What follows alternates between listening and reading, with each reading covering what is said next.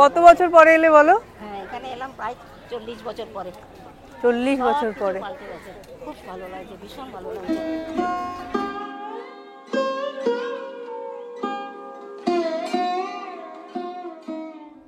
নমস্কার, অনন্যার সাথে ইউটিউব চ্যানেলে আপনাদের সবাইকে স্বাগত জানাই। আমি অনন্যা।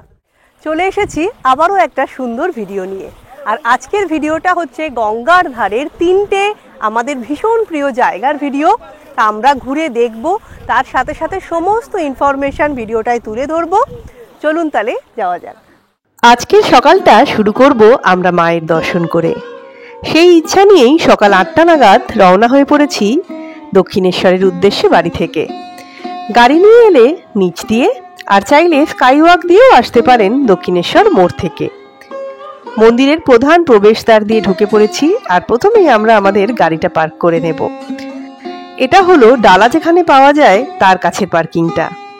মন্দিরের দিকে আরও একটা পার্কিং আছে, চাইলে সেখানেও আপনারা গাড়ি পার্ক করতে পারেন।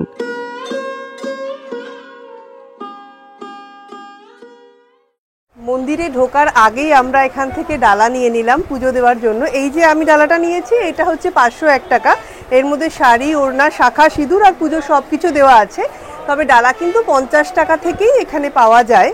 আর মন্দির এখন 6:30 থেকে, সকাল 6:30 থেকে 12:30, এবং বিকেলবেলা 4টে থেকে 7:30 অবধি খোলা থাকে। এবং সকাল এবং বিকেল দুবারই কিন্তু পুজো দেওয়া যায়।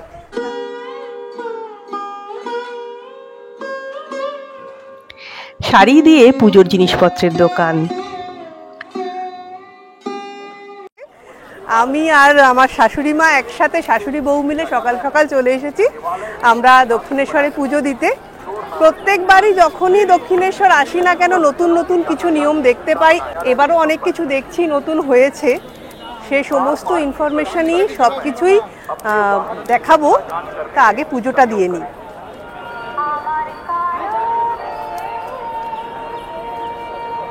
ওই দেখো, ওইটা নতুন হয়েছে।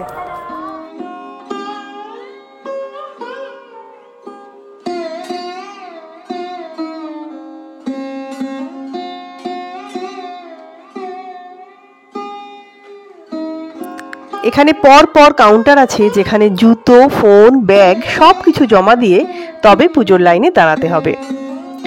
শনিবার বেশি ভিড় হবে এই ভেবে আমরা রবিবার এলাম। তবে রবিবার সকালবেলাও কিন্তু ভীষণ ভিড় রয়েছে পুজোর দেবার, লাইনও বিশাল বড়। তাই লাইন জলের পাশ দিয়ে ঘুরিয়ে এই সামনে দিয়ে ঢোকাচ্ছে। আর এখানে চেকিং এর পরেই মন্দিরে ঢোকানো। মন্দিরের ভিতরে ছবি, ভিডিও কোনো কিছু তোলারই অনুমতি নেই, তাই ভিতরের কিছু দেখাতে পারলাম না। পুজো দিয়ে এই পথেই সকলকে বেরোতে হবে।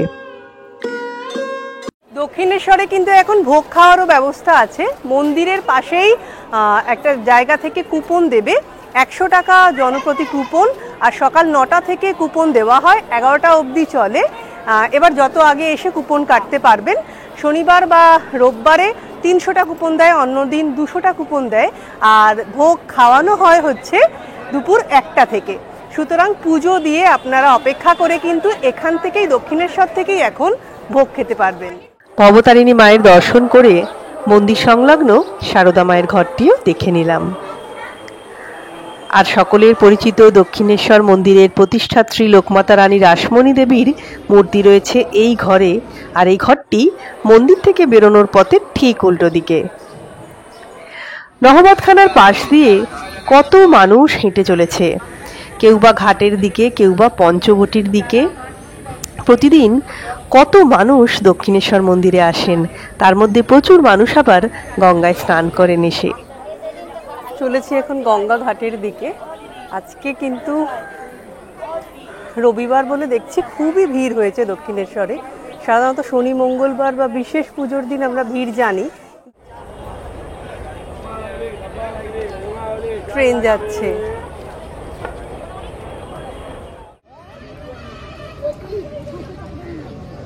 গঙ্গার জল নিয়ে যেতে চাইলে জলের জারও বিক্রি হচ্ছে দেখলাম। পুজো দেওয়া হয়ে গেল। আজকে অন্যান্য দিনের তুলনায় একটু বেশিই ভিড় ছিল, কিন্তু লাইন কিন্তু বেশ ভালোই এগিয়েছে। ফলে যে হারে ভিড় ছিল সে হারে কিন্তু দেরি লাগেনি। দক্ষিণেশ্বর এসে পুজো দিয়ে যদি কচুরি বা ডালপুরি না খাই তাহলে যেন কীরকম অসম্পূর্ণ লাগে। তো আগে তো আমরা ফেরার পথে রাস্তার ধারের যে দোকানগুলো সেখানে খেতাম, কিন্তু এখন মন্দির চত্বরেই এই পিছনে ভোজনালয় খুলে গেছে, যেখানে পরপর অনেকগুলো ভেজ রেস্টুরেন্ট আছে। সেখানেই আজকে আমরা আমাদের এই পুজোর পরের ব্রেকফাস্টটা করে নেব। চলুন তাহলে যাওয়া যাক। এই রেস্টুরেন্টগুলোতে লুচি, ধোসা, ছোলা ভাটোরা, ইডলি, দই বড়া, লস্যি, মিষ্টি এই জাতীয় খাবারই পাওয়া যায়। ভোজনালয়ের ওপর তৈরি হচ্ছে অতিথি নিবাস। কাজ চলছে, এখনো চালু হয়নি। চালু হলে দূর থেকে দর্শনার্থীরা এসে এখানে থাকতেও পারবেন।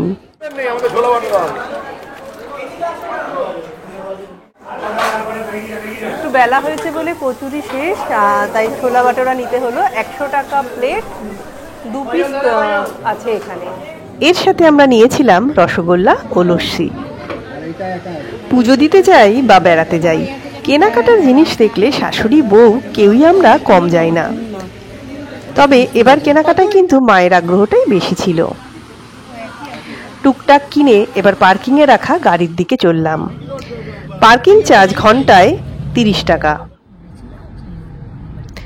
দক্ষিণেশ্বর থেকে বেরিয়ে গাড়ি করে মাত্র 15 মিনিটেই আমরা বেলুড় মঠে চলে এলাম। বাস বা অটো করেও খুব সহজেই বেলুড় মঠে আসা যায় দক্ষিণেশ্বর থেকে। বেলুড় মঠের গেট 11:30 বন্ধ হয়ে যায়, তাই এখানে আসার আমাদের খুব তাড়া ছিল।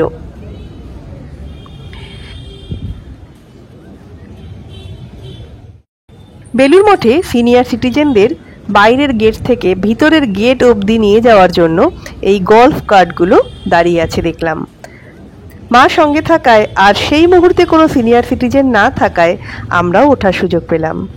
আর এই পরিষেবাটা কিন্তু সম্পূর্ণ বিনামূল্যে। রামকৃষ্ণ মঠ ও মিশনের সদর দপ্তর এই বেলুড় মঠ। 1897 সালে স্বামী বিবেকানন্দ কর্তৃক হুগলি নদীর ধারে মন্দিরের ভিত্তিপ্রস্তর প্রথম স্থাপিত হয়েছিল। দক্ষিণেশ্বর থেকে আমরা চলে এসেছি বেলুড় মঠে। আর এই বেলুড় মঠ সকাল 6:30 থেকে 11:30 অবধি কিন্তু এই দরজা খোলা থাকে। তারপরে কিন্তু আর ঢুকতে দেবে না, আবার 4টের পরে দরজা খুলবে। আর এই যে মন্দির, আর এই যে এখানে কিন্তু আবার 11টার সময় মন্দির বন্ধ হয়ে যায়, আবার 11:30 থেকে 10 মিনিটের জন্য খোলা থাকে, তারপর আবার বন্ধ হয়ে যায়।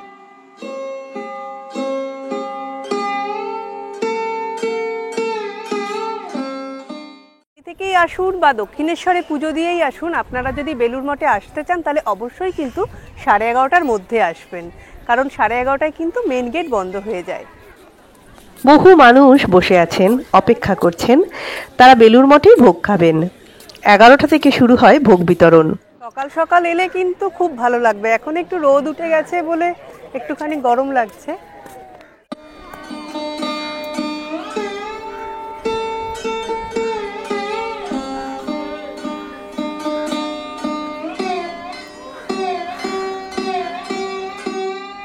এই লঞ্চটা দক্ষিণেশ্বর থেকে বেলুড় মঠে আসছে, পাশেই ফেরিঘাট। কেমন লাগছে মা বলুক? কেমন ভালো লাগছে, অনেক দিন বাদে এলাম, অনেক পাল্টে গেছে।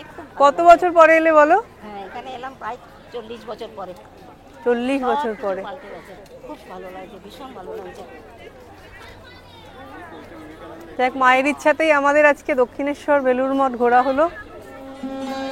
বেলুড় মঠ ধর্মীয় সম্প্রীতি ও আধ্যাত্মিক ঐক্যের প্রতীক, যা শ্রী রামকৃষ্ণ ও স্বামী বিবেকানন্দের শিক্ষাকেই মূর্ত করে তুলেছে। এর স্থাপত্যে হিন্দু, খ্রিস্টান, ইসলামিক এবং বৌদ্ধ রীতির উপাদানগুলি মিশে গেছে, যা সকল ধর্মের একত্বের প্রতিনিধিত্ব করে। একটি প্রধান তীর্থস্থান হিসাবে মঠটি বিশ্বব্যাপী মানুষকে তার সার্বজনীন ভ্রাতৃত্ব, সহনশীলতা এবং নিঃস্বার্থ সেবার বার্তা দিয়ে অনুপ্রাণিত করে চলেছে। আমরা আশপাশটা একটু ঘুরে নিলাম, কারণ মূল মন্দিরটা বন্ধ ছিল, 11:30টায় খুলবে। এখন আমরা ওই মূল মন্দিরের দিকে যাচ্ছি। আর পরিবেশটা তো নতুন করে বলার কিছু না, ভীষণই সুন্দর। সকাল সকাল, যত সকাল সকাল তত আরো সুন্দর। হ্যাঁ, মূল মন্দিরের পিছনেই যে কক্ষ আছে সেখান থেকে কুপন দেওয়া হয় বেলুড় মঠে যদি আপনারা প্রসাদ বা ভোগ খেতে চান। সকাল থেকেই এখানে কুপন দেওয়া হয়, আর 11টা থেকে ভোগ খাওয়া শুরু হয়ে যায়। তো সেক্ষেত্রে যদি আপনারা সকাল সকাল এসে কুপন কেটে নিলে তাহলে আপনারা এখানে ভোগ খেতে পারবেন। আর বেলুড় মঠে সেই অর্থে কোনো কুপনের মূল্য নেই, আপনারা নিজের ইচ্ছা মতো যা ইচ্ছা দান করতে পারেন, তার বিনিময়ে আপনারা এখানে ভোগ খেতে পারেন। এর পাশেই কুপন কেটে এখানে কুপন দেখিয়ে ভোগের ঘরের দিকে যেতে হবে।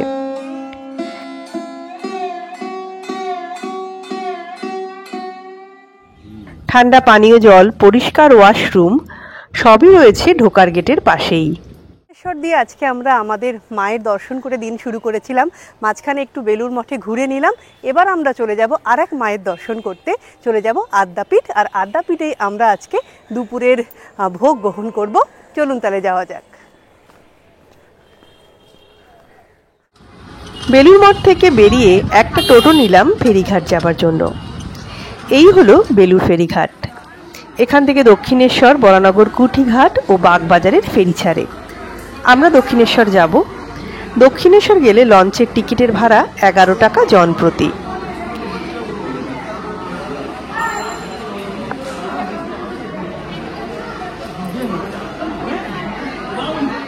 টিকিট কেটে ভিতরে ঢুকে সবাই মিলে লঞ্চের অপেক্ষা করতে লাগলাম।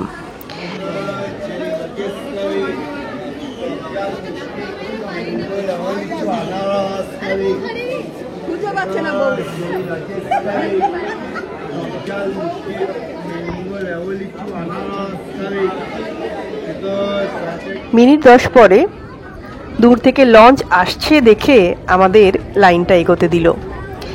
এই লঞ্চটাই আমাদের আবার নিয়ে ফিরবে দক্ষিণেশ্বর।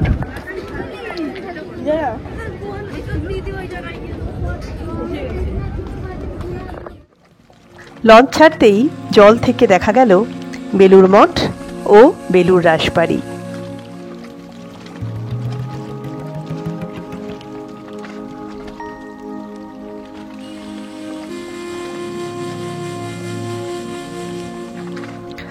বহুদিনের ইচ্ছা ছিল লঞ্চে করে বেলুড় মঠ থেকে দক্ষিণেশ্বর যাব।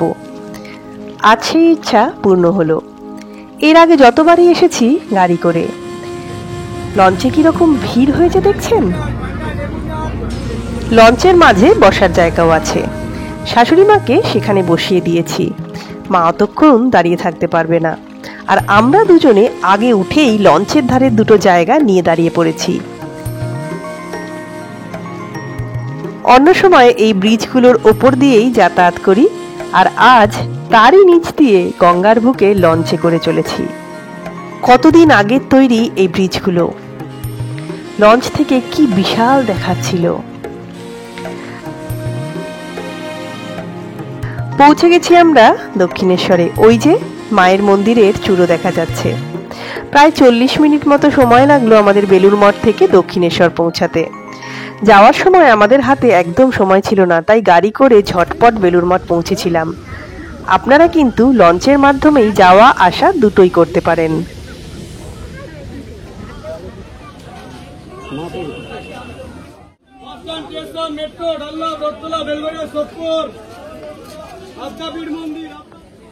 দক্ষিণেশ্বর ফেরিঘাটের বাইরে থেকেই সব জায়গার অটো টোটো পেয়ে যাবেন।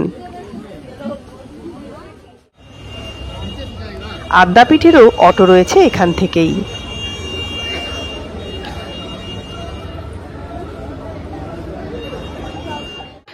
দক্ষিণেশ্বর থেকেই গাড়ি বাদ দিলে অটো টোটো বা রিক্সা করেই চলে আসতে পারেন আদ্যাপীঠ।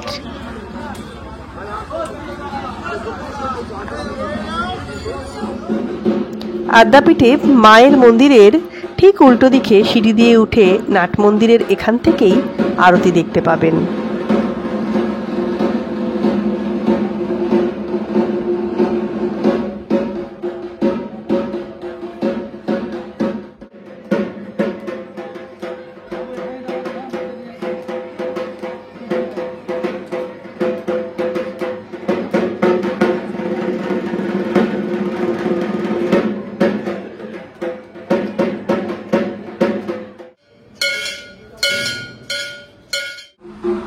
আর এর ঠিক উল্টো দিকেই রয়েছে যে মন্দির, সেখানে 6 জন মা ও 6 জন বাবা নিত্য পূজিত হন।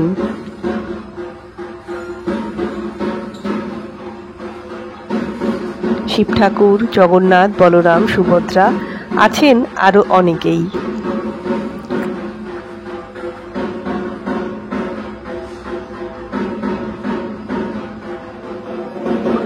এখান থেকে দুপুরে ভোগের কুপন কাটতে হবে।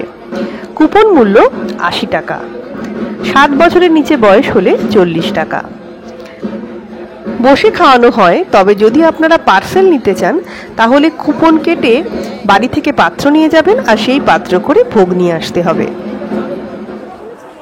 এখানে জুতো জমা রাখতে হবে, তারপর কুপন দেখিয়ে খাবার ঘরে ঢুকতে হবে। 11টা 45 থেকে ভোগ বিতরণ শুরু হয় আর চলে প্রায় 3টে সাড়ে 3টে অবধি।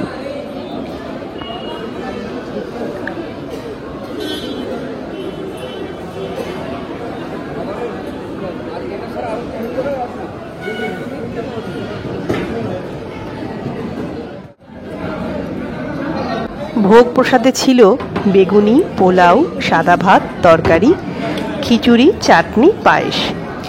৮০ টাকার বিনিময়ে একদম পেট ভরে ভোগ প্রসাদ খেলাম।